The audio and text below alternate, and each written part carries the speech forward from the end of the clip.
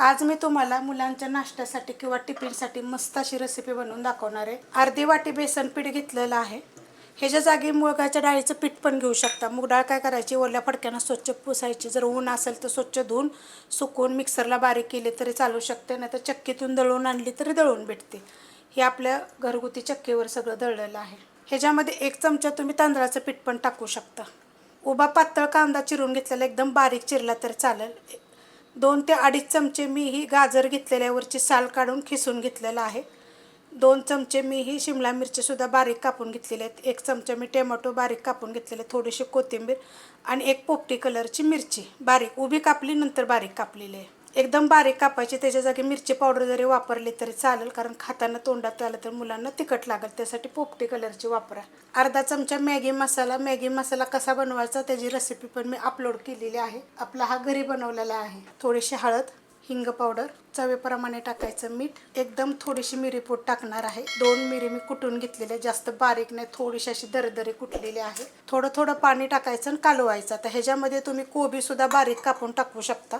मस्त असं बघा कालवलेलं आहे, अशा पद्धतीत पाहिजे। हे तर आपल्याला 1 चमचा तांदळाचं पीठ जरी वापरलं तर चालेल, एकदम पातळ कोबी खिसून जरी वापरला तरी पण चालेल। आवडीप्रमाणे थोड्याशा भाज्या टाकायच्या। ह्याच्यामध्ये मी थोडंसं चीज टाकणार आहे। चीज नाही टाकलं तरी पण चालेल, मुलांना काय होतं थोडंसं वेगळं काहीतरी आवडतं ना, तर तुम्ही टिफिनला पण असं देऊ शकता। जर चीज नसेल खात तर नाही टाकलं तरी पण चालेल। मी थोडंसं टाकणार आहे। 1 घेतलेलं आहे, त्यातलं मी अर्धच वापरणार आहे। आता हे जी चीज खिसलं होतं ना, हे पण ह्याच्यामध्ये चांगलं मिक्स करायचं। मस्त असं बघा मिक्स करून घेतलेलं आहे। मी काबुली चण्याचा पराठा टाकला होता, तुम्ही बघितला का? खूप चविष्ट होतं बरं का। एकदा मुलांना टिफिनसाठी किंवा तुम्ही नाश्त्यासाठी जरूर बनवा, एकदम छान आणि एकदम चविष्ट होतं। मिक्स करून घेतलेल्यात आपण बनवायला घेऊया। छोट्या आकाराची मी चपाती घेतलेली आहे, शिळी ताजी कोणती पण घेऊ शकता।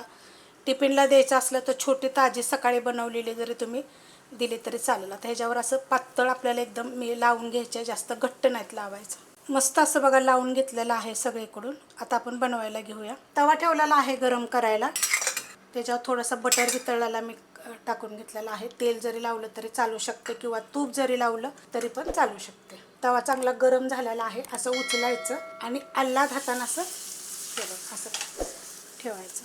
आता ह्याच्यावरनं मी लावून घेणार आहे, गॅस आहे मीडियमच। हे दोन्ही बाजूनं लावायचं। एका बाजूनं जरी तुम्हाला लावायचं असलं तरी तुम्ही लावू शकता। तर हे मी सगळं पसरून घेते व्यवस्थित। पूर्ण लावून घेतलेलं आहे सगळीकडून। ह्याच्यामध्ये जर तुम्हाला बदल करून जर करायचं असलं की नाही, तर तुम्ही ब्रेडला सुद्धा असं सेम लावून सुद्धा मुलांना टिफिनला देऊ शकता। चपात्या करायला जर वेळ नसेल का नाही, तर मग तुम्ही तसं किंवा शिळ्या चपातीला केलं तरी पण चालू शकते।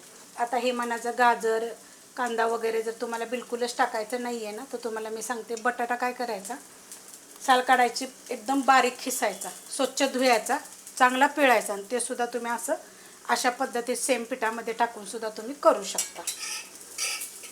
थोडंसं भाजून घेऊया, पलटी करून घेऊया।